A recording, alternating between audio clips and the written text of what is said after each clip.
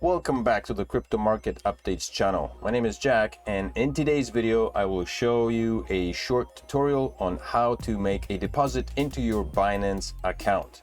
So the first thing you need to do is follow the link below the video to open a Binance account if you haven't done so yet.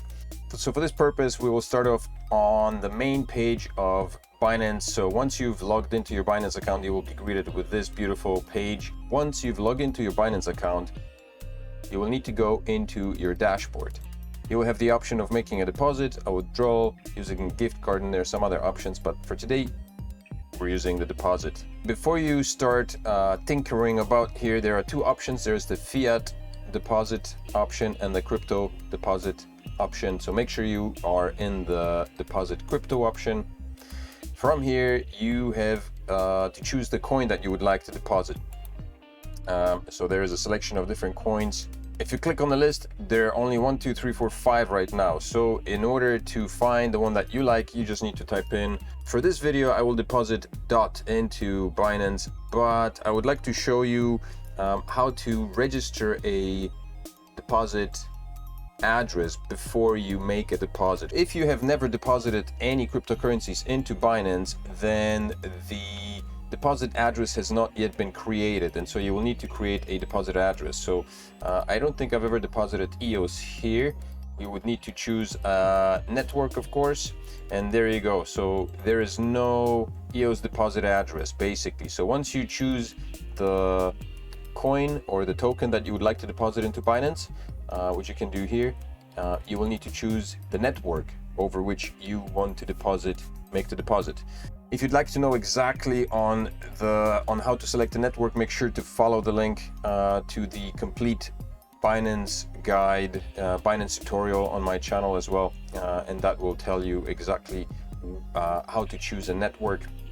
But once you've made a selection of a network, then you will be redirected to the main page here, and then you will need to basically click get address here, which you can do. And so this lets you know that if you are trying to deposit EOS, I mentioned also in the other video that you will be required to include an address and a memo. It says memo is required or you will lose your coins. So a memo is basically just a message, and possibly in this case, maybe this number that you need to copy and paste into the address into which you will be sending, from which you will be sending, or into which you'll be sending. But like I said, for my intents and purposes, I'll be depositing some DOT. So I already have a DOT account. I've just created it, and if you go into Binance, there are 4 options: 1, 2, 3, 4. Binance Smart Chain, Polkadot Network, BNB Beacon Chain, and Ethereum over the Ethereum chain. I don't know what the Ethereum fees are right now, but I wouldn't choose Ethereum anyway. So I will be choosing the Polkadot Network, and I will be sending my DOT over from the KuCoin exchange. And the reason why I'm doing that, why I'm sending my Polkadot from the KuCoin exchange, there are several reasons, but mainly because I would like to stake my DOT. And I've been staking DOT on KuCoin, and the return rates are just not as good as they are on Binance. I think KuCoin was paying me something within the vicinity of 7% of annual return, while Binance provides a 12% annual return. So I think it's a clear choice. Also, when you stake on Binance, Binance allows you to choose a 30, 60 or 90-day stake period, or sometimes even less than that. While on KuCoin, and it's usually pretty much for, all across the board for every single coin, it's usually the same set kind of same number: 30, 60, 90, or sometimes 10 or 15 days, maybe sometimes 120 days, but it's usually the same. Whereas KuCoin, it's a bit come and go. There are different numbers and different staking periods. For DOT, for example, the time period during which you can accrue your interest is 3 days, but then withdrawal, if you'd like to cancel your staking, then it takes 28 days for KuCoin to return your coins, which is a little bit strange. And I guess you could argue that it's the same as on Binance. I mean, if you deposit DOT on KuCoin for 3 days and you expect you plan to withdraw it after 30 days, then you might as well deposit it and make the request a withdrawal immediately, and then 28 days later it will be sent back to you. Although I don't know that whether you are paying interest over the 28 days during which your tokens remain with KuCoin, the withdrawal period. So yeah, so Binance is a lot easier for that in that sense. When you make a deposit or when you make a stake, when you stake on Binance, you choose the period, time duration over which you want to stake, and after that time duration expires, the tokens are immediately automatically sent back into your main wallet. So it just kind of makes it easier to navigate. Anyway, okay, so here I am on the KuCoin page and I would like to withdraw my token. So I click withdraw, and here I will need to provide the address, the Binance address to which I will send my my DOT. So I'll go over to Binance and I will copy the address and I will paste it right in here. Binance provides you a copy and paste button here, which is good, but always make sure that the address does copy correctly. So you need to check it, make sure that it is. The way I like to do it is I open up a notepad here and paste the address very quickly. Then I can go over to the sending address and just compare it very quickly to make sure that it is the same address, which makes me feel a little bit safer. So onto the network. So on Binance, I've chosen the Polkadot network. KuCoin. On KuCoin, the options for network are either DOT or ADA, or not ADA, either DOT or ACA. I don't know what ACA. The fees are the same, so it doesn't really make a difference. The only difference is that you need to have the network selected for sending needs to be the same as the one for receiving. So I've chosen DOT on Binance, so I need to choose DOT on KuCoin, and the fee will be 0.1 DOT, which is $1 right now. So that's what we're doing.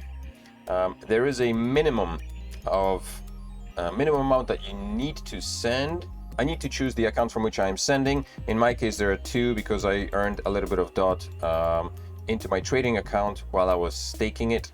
And so I choose both accounts, and then both accounts, the amount of both accounts is listed here. I need to press all, or I guess if you wanted to send only a small amount, then you choose the amount that you want to send. I would like to send all my DOT over to Binance, and I just wrote a little note just for my own purposes, just so for my information.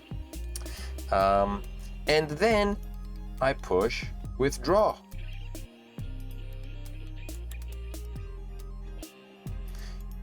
Tamper-proof confirmation, you receive a confirmation address and all that jazz. I like to take a screenshot of it quickly just so it's for my own records and save it.